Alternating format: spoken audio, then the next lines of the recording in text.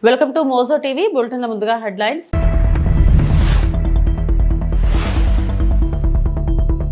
భాగస్వామ్యమే కాదు సహా ప్రయాణం, ఘనాలో ప్రధాని మోడీ.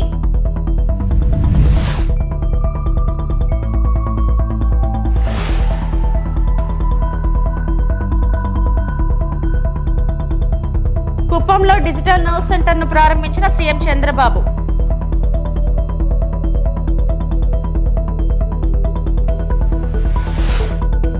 వైఎస్ జగన్ కు వల్లభనేని వంశీ కృతజ్ఞతలు.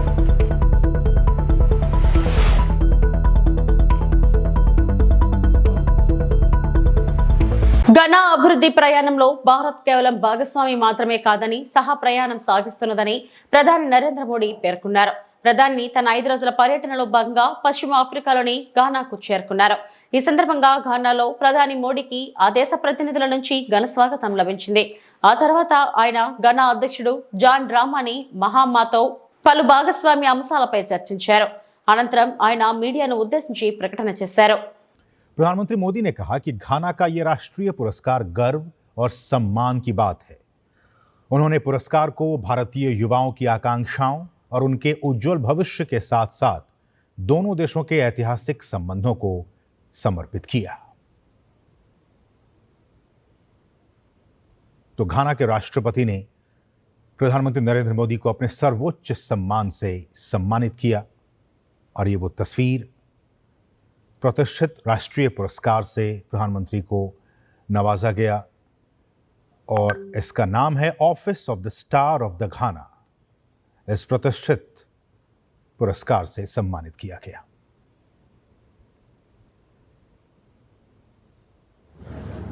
राष्ट्रपति जी द्वारा घाना के राष्ट्रीय अवार्ड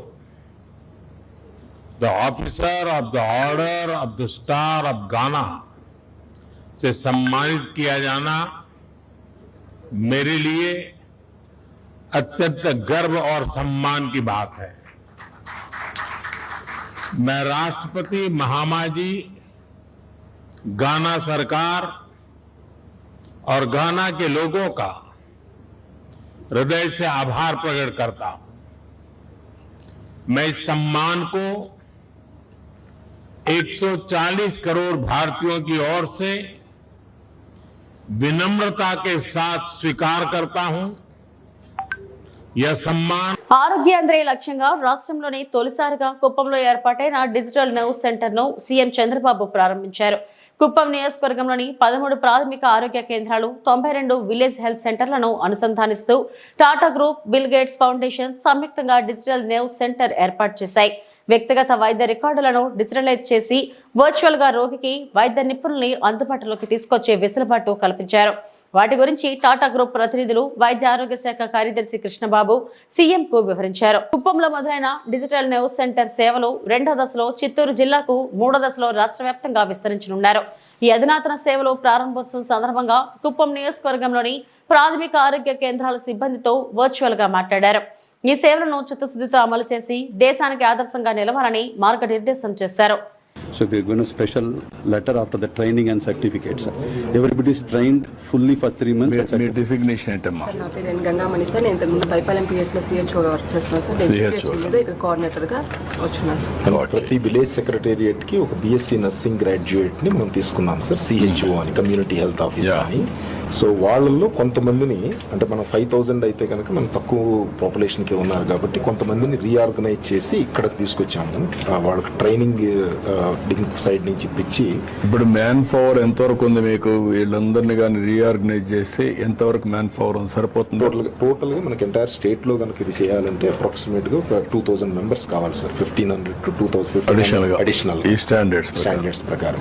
సో మనకి 10,032 మంది ఉన్నారు సార్ మన సిహెచ్ఓలు. వాళ్ళని ఇప్పుడు రీఆర్గనైజ్ చేస్తే 7,500 ఏదైతే మనం విలేజ్ సెక్రటేరియట్స్ లో రీఆర్గనైజ్ చేస్తున్నామో సేమ్ సిస్టమ్ లో 5,000 కి ఒక సబ్ సెంటర్ సార్. మనకు ఇప్పుడు 3,200 ఉన్నారు ఒక్కొక్క సబ్ సెంటర్ కి. అందుకని వాటిని ఆప్టిమం లెవెల్లో కనుక మనం రీఆర్గనైజ్ చేస్తే ఈ 2000 మెంబర్స్ ని మనం ఇలా ట్రైన్ చేసి ఉపయోగించుకుంటే వర్కౌట్ చేయాలి. 8 super specialist now Nori Dattatreya I appointed as advisor. Like that for cancer, we can make one doctor who is specialist. You can take higher level, national, international knowledge syncing with that. Then they will execute down below. We will have a target approach. Vijayawada camp కార్యాలయంలో Uttarandhra irrigation ప్రాజెక్టులపై మంత్రి doctor Nimmala Ramanaidu సమీక్ష నిర్వహించడం జరిగింది. ఈ సమీక్షలో irrigation adviser Venkateswara Rao, ENC Narasimhamurthy మరియు ఆయా ప్రాజెక్టుల సీఈలు, ఎస్ఈలు, ఇతర ఉన్నతాధికారులు పాల్గొన్నారు. అవి కూడా మేము పంపిస్తామని చెప్పారు. వెయిట్ చేసేసి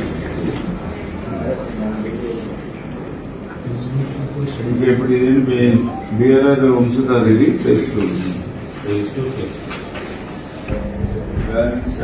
188 రిలీజ్ చేయాలండి. 170 వర్క్స్ ల్యాండ్ ఎక్విజిషన్. ఇప్పుడు ప్రజెంట్ 20,000 ఎకరాల ఆయకట్టుకు వస్తుంది. 1.5 lakh పాపులేషన్. ఇప్పుడు ప్రజెంట్ బెనిఫిషియరీ దేనిదరిగా మనకి ఏంటి ఈ 170 కోట్లు 180 కోట్లు ఖర్చు పెడితే ఇంకా 20,000 ఎకరాలకు వస్తుందా? ఏంటి అంత డిఫరెన్స్ ఏంటి? మనం అంత ఖర్చు పెడితే 20,000 వచ్చింది. ఇది కరెక్టేనా? క్రిటికల్ బ్యాలెన్స్ 188 కోట్స్ ఖర్చు పెడితే 20,000 ఆయకట్టుకోవచ్చు. అది కూడా పాల్గొన్న కాన్స్టిట్యూన్సీ. తాడేపల్లిలో వైఎస్ఆర్సీపీ అధ్యక్షులు వైఎస్ఆర్ జగన్ ని కలిసిన గన్నవరం మాజీ ఎమ్మెల్యే వల్లభనేని వంశీ దంపతులు. కూటమి ప్రభుత్వం తప్పుడు కేసులతో 140 రోజులు అక్రమ నిర్బంధంలో ఉండి బెయిల్పై నిన్న విడుదలైన వంశీ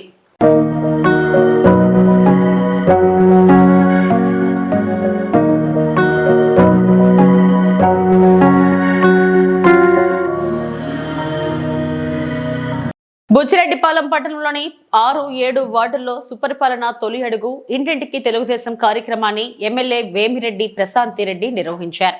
ఈ కార్యక్రమంలో ముఖ్య అతిథిగా ఎంపీ వేమిరెడ్డి ప్రభాకర్ రెడ్డి పాల్గొని ప్రతి ఇంటికి వెళ్లి ప్రభుత్వం అమలు చేసిన సంక్షేమ పథకాల గురించి ఆరా తీశారు.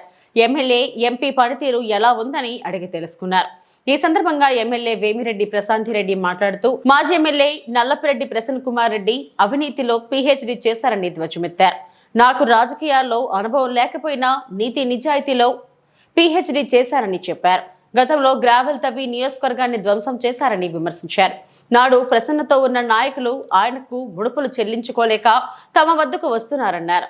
కూటమి ప్రభుత్వంలో రాష్ట్రం అభివృద్ధి చెందుతుందని తెలిపారు.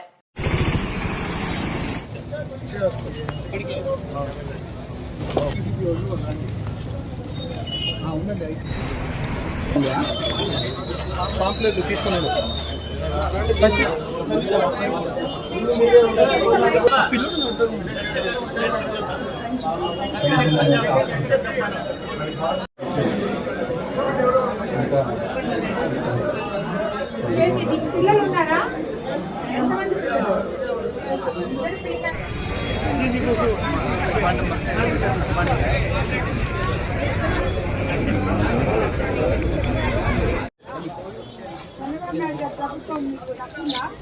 పిల్లలు. ప్రతి ఒక్కటి ఎక్కడ అతను చేయబడితే, ఒక కాంట్రాక్ట్ లో చేయబడితే, ఒక రియల్ ఎస్టేట్ లో చేయబడితే, ఒక ఇళ్ల స్థలాల దగ్గర మట్టి చేయబడితే, నువ్వు ఎక్కడ చేయబడితే అక్కడ అవినీతి. అతను పీజీ చేసింది అవినీతిలో, నేను నీతి నిజాయితీలో పీజీ చేశాను. అవును, నేను రాజకీయ అజ్ఞాన్నే. ఎందుకంటే నాకు రాజకీయం తెలీదు. రాజకీయం అంటే 60 అడుగులు గుంతలు తవ్వి గ్రావెల్ ఎత్తేసి దాంట్లో 2 పిల్లలు పడి చనిపోయినా దానికి కారణమైన ఒక ఎమ్మెల్యే అంత జ్ఞానం నాకు లేదు. కాబట్టి నేను రాజకీయ అజ్ఞాన్నే. ఇసుక విపరీతంగా తవ్వి ఒక 4-5 నాయకుల్ని పెట్టుకొని మొత్తం కోవూరు కాన్స్టిట్యున్సీని అంతా ధ్వంసం చేసి ఈరోజు ఆ నాయకులందరూ నా దగ్గర ఉన్నారంటే మేము కార్యకర్తల్ని, నాయకుల్ని అత్యంత గౌరవించి నెత్తి మీద పెట్టుకొని చూసుకుంటాం. అదే కార్యకర్తలు నిన్ను సాకలేక నా దగ్గరకు వస్తున్నారు, నీకు అప్పులు ఇవ్వలేక నా దగ్గరకు వస్తున్నారు. కాబట్టి ఈ పర్సంటేజ్లు ప్రసన్న మాట్లాడిన దాని గురించి మీరు అడగడం, నేను మాట్లాడడం కూడా. గ్రామాల అభివృద్ధికి కూటమి ప్రభుత్వం పెద్దపీట వేస్తున్నట్లు ప్రభుత్వ విప్ బొమ్మిడి నాయకర్ చెప్పారు. పశ్చిమ గోదావరి జిల్లా నరసాపురం మండలం రుస్తుంబాద పంచాయతీలో 30 లక్షలతో చేపట్టే పలు అభివృద్ధి పనులకు ఆయన శంకుస్థాపన చేశారు. అనంతరం నాయకర్ మాట్లాడుతూ గత ప్రభుత్వ హయాంలో గ్రామాలలో అభివృద్ధి కుంటుపడిందన్నారు. కనీసం త్రాగునీరు కూడా సక్రమంగా అందించలేకపోయారన్నారు. కూటమి అధికారంలోకి రాగానే గ్రామాల్లో ఎన్ఆర్జీఎస్, మండల పరిషత్, ఆర్థిక సంఘం నిధులతో మౌలిక వసతుల కల్పనకు అధిక ప్రాధాన్యత కల్పిస్తున్నామన్నారు.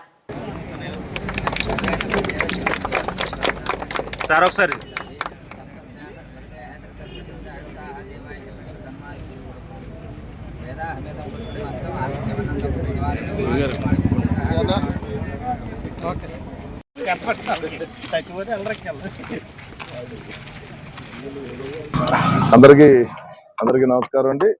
ప్రత్యేకంగా మా మీడియా సోదరులకి మరి కార్యక్రమం చేసినటువంటి స్థానిక ఎంపీ గారు, స్థానిక ప్రెసిడెంట్ గారు, మరి కూటమి నాయకులకి, మరి రుస్తుంబాద ప్రజానికానికి అందరికీ కూడా ధన్యవాదాలు తెలియజేసుకుంటున్నాం. మరి ఈ రోజున మండల ప్రజా పరిషత్ ద్వారా రుస్తుంబాద పంచాయతీ నుంచి 2 రోడ్లకు, సీసీ రోడ్లకు ఇక్కడ ఈ రోజున మరి మేము శంకుస్థాపన చేయడం జరిగింది. మరి 15 లక్షలతో ఒక రోడ్డు, అదేవిధంగా 15 లక్షలతో ఇంకో రోడ్డు కూడా రెండు రోడ్స్ని ఇవ్వాలి. ఇక్కడ మేము అందరూ కూడా శంకుస్థాపన చేస్తాం. అదేవిధంగా మరి ఓవరాల్గా చూసుకుంటే కనుక మండల ప్రజా పరిషత్ ద్వారా 1.5 కోటికి సంబంధించినటువంటి పనులని మేము శంకుస్థాపన చేసి నియోజకవర్గంలో మరి ప్రతి చోటన కూడా పనులు జరుగుతున్నాయి. అంటే ఒక్క విషయం మేము మాట్లాడదలుచుకున్నాం ఏంటంటే, ఈ 1 ఇయర్లో కూడా ఏదైతే 2024 ఎలక్షన్స్ అవును కానీ ఇప్పటి వరకు కూడా నాకు 1 ఇయర్ ప్రక్రియలో నియోజకవర్గంలో రోడ్డు విషయంలో చూసుకుంటే కనుక ఎన్ఆర్జీఎస్ ద్వారా కానీ, మండల ప్రజా పరిషత్ నుంచి కానీ నియోజకవర్గాలు అన్ని చోట్ల కూడా రోడ్లు వేసే విధంగా మేము అందరూ కూడా ముందుకెళ్ళడం జరిగింది. మరి రాబోయే రోజుల్లో కూడా మరి నియోజకవర్గంలో ప్రతి ఒక్కరికి కూడా పూర్తిగా ప్రతి ఇంటికి కూడా రోడ్డు సౌకర్యం ఉండే విధంగా కూడా మేము పూర్తిగా సహకరిస్తామని చెప్పి సందర్భంగా తెలియజేసుకుంటూ, మరి ఏదైతే ఎన్ఆర్జీఎస్ నుంచి ఉన్నాయో రాబోయే మాకు గత సంవత్సరం కూడా 7 కోట్ల రూపాయలతో ఎన్ఆర్జీఎస్ వర్కులు చేయడం జరిగింది. గోకులాలు కానీ, సీసీ రోడ్లు కానీ, డ్రైనేజ్ కానీ.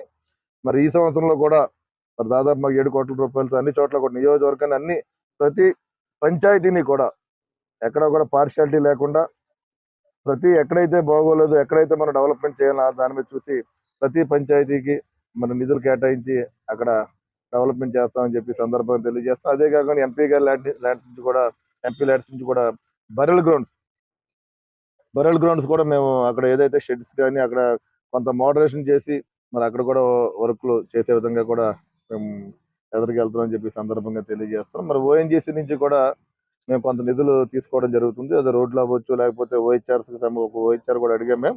అదేవిధంగా బరెల్ గ్రౌండ్స్ కూడా కొంత నిధులు మరి ఓఎన్జీసీ టీం, అదేవిధంగా సురేష్ గారు కూడా ఉన్నారు, ఆయన ద్వారా కూడా ఓఎన్జీసీ నుంచి అడిగి మన నియోజకవర్గానికి మరి డెవలప్ విషయంలో కూడా ప్రతి ఒక్కరిని కూడా మనం ఇన్వాల్వ్ చేసి, మనకి ఏంటంటే కావాల్సింది అభివృద్ధి కావాలి కాబట్టి దాని దృష్ట్యా మరి కూటమి ప్రభుత్వం ముందుకెళ్తుందని చెప్పి సందర్భంగా తెలియజేసుకుంటూ మరి ఈ కార్యక్రమం ప్రతి ఒక్కరికి కూడా ధన్యవాదాలు తెలుసు.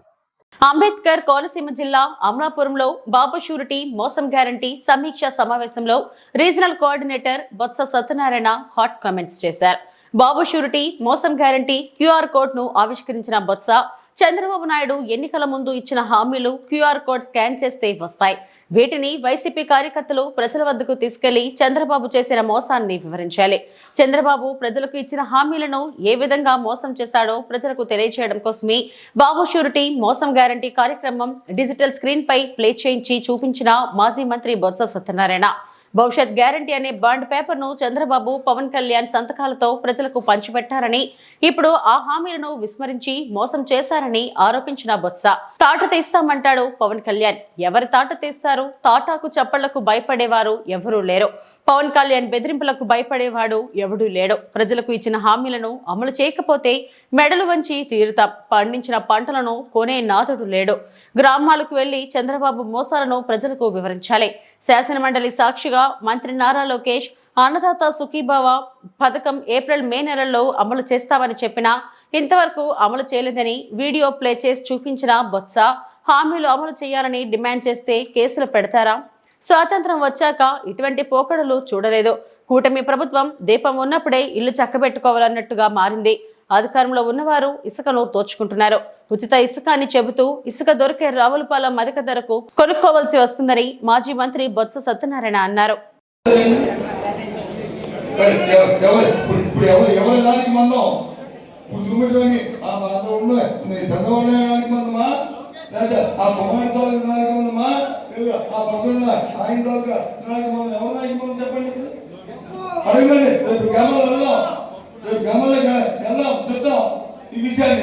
అంతేగాని ఎవరి మీద ఓడడానికి ఈ కార్యక్రమం కాదు. అందుకే ఈ కార్యక్రమం పెట్టారు. జగన్ గారు మీరు ఉన్న 7 ఉన్నారు ఇక్కడ కోఆర్డినేట్. ఈ సమావేశం అయిన తర్వాత 7 కోఆర్డినేట్ 7 డేట్స్ తీసుకోండి. 7 డేట్స్ తీసుకోండి. 7 నియోజకవర్గాల్లో సమావేశం జరగాలి. విస్తృత సమావేశం జరగాలి. సర్పంచ్ దగ్గర నుంచి ఎంపీ దగ్గర నుంచి అందులో సమావేశం రావాలి. వాళ్ళందరికీ ఈ కార్యక్రమం చూపండి. ఈ కార్యక్రమం చెప్పండి. వాళ్ళు చెప్పినవి చెప్పండి. ఇంటే ప్రజలకు తీసుకొని చెప్పండి. అయిన తర్వాత అమ్మ నువ్వు విలేజ్ వరకు 7 వీలైతే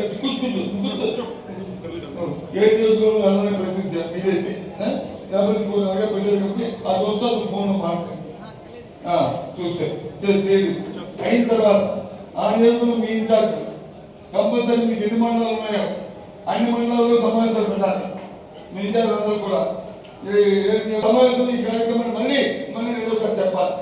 చెప్పి అప్పుడు వాళ్ళని మన గ్రామాల్లో పంపించాలి. మీరు కూడా మీకు అవకాశం మీరు కూడా గ్రామాల్లో వెళ్ళి వాళ్ళతో పంపించి జరగడం అవసరం ఉంది. ఇది నా మాట కాదు, జగన్మోహన్ రెడ్డి గారి మాట, మన పార్టీ మాట, మన పార్టీ తీసుకున్న నిర్ణయం. కాబట్టి ప్రజా వహించాలని మిమ్మల్ని అందరినీ కోరుతున్నాను. ఈ వేదిక ప్రజలందరూ కూడా దీన్ని పూర్తిగా సహకరించాలని అందుకే అందుకే ఈ సంబంధించి వచ్చామని చెప్పి ఈ సంబంధించి పెట్టుకోవడానికి కారణం దయచేసి అందరూ కూడా.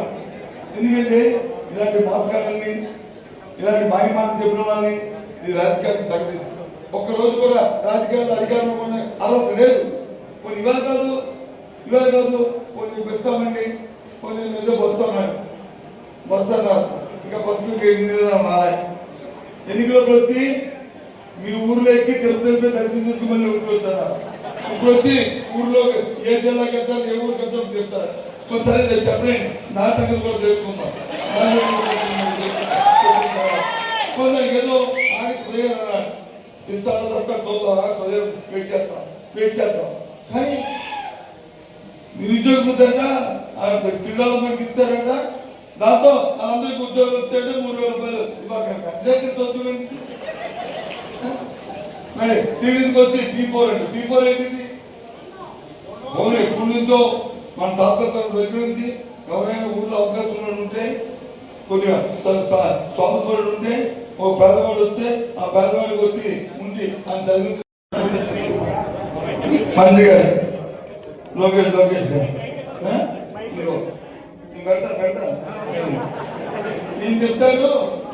ఆయన కూడా చదువుతాను.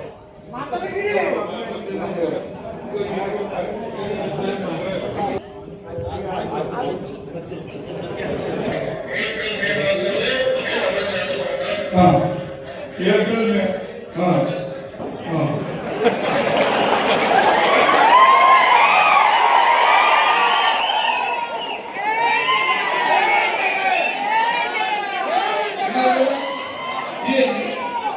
ఈ విషయాన్ని గ్రామాలు చెప్పండి.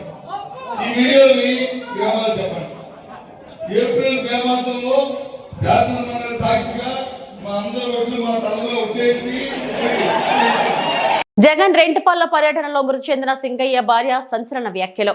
నా భర్తను అంబులెన్స్ లో ఎవరో ఏమో చేశారు, అందుకే చనిపోయి ఉంటాడని మాకు అనుమానంగా ఉంది. చిన్న గాయాలకి మా ఆయన ఎలా చనిపోతాడు? సింగయ్య చనిపోయాక మంత్రి లోకేష్ మనుషులు 50 మంది మా ఇంటికి వచ్చి మమ్మల్ని ఇబ్బంది పెట్టారు. అప్పటి వరకు బాగా మాట్లాడిన వ్యక్తి అంత సడన్ గా ఎలా చనిపోతాడు? కొందరు వైసీపీ వాళ్ళు ఆటోలో ఆసుపత్రికి తీసుకెళ్దామంటే వద్దని అంబులెన్స్ లోనే తీసుకెళ్లారు అని చీలి సింగయ్య భార్య తెలిపారు. నా పేరు లూద్ మేరీ, మా ఊరు వెంగళాయపాలెం. నా భర్త పేరు చీలి సింగయ్య. అతను జగనన్న గారు వస్తున్నారని చూడటానికి వెళ్ళారు. అది యాక్సిడెంట్ అయితే అక్కడ కారు తగిలిందని అన్నా. అయింది మాకు. మరి నేను కూడా జగనన్న గారిని చూడటానికి నల్లపాడు దగ్గరికి వెళ్ళాను. వెళ్తే మాకు ఫోన్ చేశారు. ఫోన్ చేస్తే మేమేమన్నా అక్కడ నుంచి హాస్పిటల్కి బాగానే ఉన్నారు, బాగానే మాట్లాడారు. మా పిల్లలు 2 పిల్లలని చెప్పారు, మా ఊరు పేరు చెప్పారు, మా మామయ్య పేరు చెప్పారు, మాకు నా పేరు కూడా చెప్పారు. మరి హాస్పిటల్ తీసుకెళ్ళారు. ఫోన్ చేయగానే మేము వెళ్ళాము. అంబులెన్స్లో ఏమైందో మాకు డౌట్గానే ఉంది. అంబులెన్స్లో ఏమన్నా చేశారేమోనని. అది జగనన్న గారంటే మాకు చాలా అభిమానం. కానీ మమ్మల్ని ఎంతమందో వచ్చి ఇబ్బంది పెట్టినా కానీ మేము ఆయన గురించి మాకు అండగా ఉండారని జగనన్న గారు. మేము వాళ్ళకి ఏది కూడా మేము చెప్పలేదు వాళ్ళకి. ఎందుకంటే మాకు సాయం చేసే నాయకుడు, మా అభిమానం ఉన్న నాయకుడు ఆయన. ఏమని చెప్పారమ్మా మీ దగ్గరికి వచ్చి? ఏమని చెప్పారు?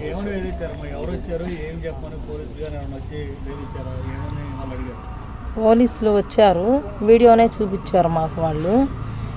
మరి లోకేష్ గారు పంపించారు, మేము కూడా మీ అసీలమే అని చెప్పారు, మీ కులస్తులమే అన్నారు. వాళ్ళు వచ్చేలేకే నాకు అసలు భయం వేసి మేమైతే ఏం చెప్పలేదు. తర్వాత లోకేష్ గారు పంపించారు అని చెప్పారు మాకు. మమ్మల్ని ఎంత ఇబ్బంది చేసి ఎంత మాట్లాడాలన్నా కానీ మేమైతే ఏమీ మాట్లాడలేదు. మీ మీద ఒత్తిడి తెచ్చారమ్మా? లోకేష్ గారు వాళ్ళే చాలామంది 50 మంది దాకా మా ఇంటికి వచ్చారు. చెప్పేశారు వాళ్ళు, మేము లోకేష్ గారు పంపించారండి మమ్మల్ని అన్నారు. ఆ మాట వాళ్ళు ఎలా జరిగిందమ్మా మీకు చూడమ్మా, మరి ఇతను యాక్సిడెంట్ అయింది కదా, కారు కింద పడిందని అన్నారు వాళ్ళు. ఆ మాటే చెప్పారు వాళ్ళు. కానీ మేము నమ్మలేదు. అది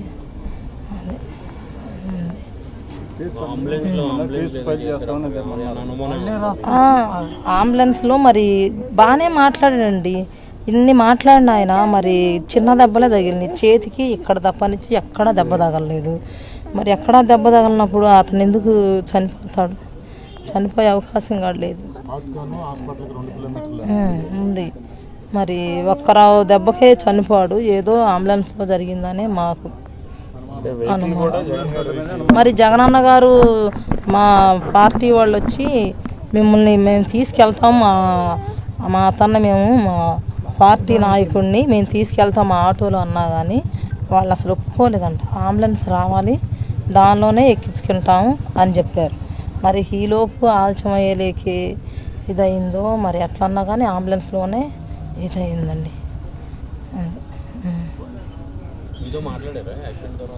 లేదండి, ఫోన్ నెంబర్ ఇచ్చారు మా అల్లుడిది, మా తమ్ముడే. అయితే మా తమ్ముడు మా దగ్గరే ఉంటాడు. చెప్పంగానే మేము వెళ్ళిపోయాం. ఏంటంటే అమ్మ చిన్న దెబ్బలే అని చెప్పారు. చెప్తే మాట్లాడలేదండి. ఆయనతో మాట్లాడాలి. ఆయన ఎవరితోనో ఎవరో ఫోన్ చేసి చెప్పారు. ఇప్పుడు కలిసాము. కలిస్తే ఆయన మాకు కుటుంబానికి అండగా ఉంటామమ్మా. పిల్లల చదువులకు బాధ్యత. తిరుమల శ్రీవారి ఆలయంపై మరోసారి విమానం చక్కర్లు. ఆలయం పైనుంచి విమానాల రాకపోకలు తరచూ. శ్రీవారి ఆలయం పైనుంచి వెళ్తున్న విమానాలు తిరుమలను నో ప్లేయింగ్ జోన్ గా ప్రకటించాలని కోరుతున్నా పట్టించుకొని ప్రభుత్వ పెద్దలు.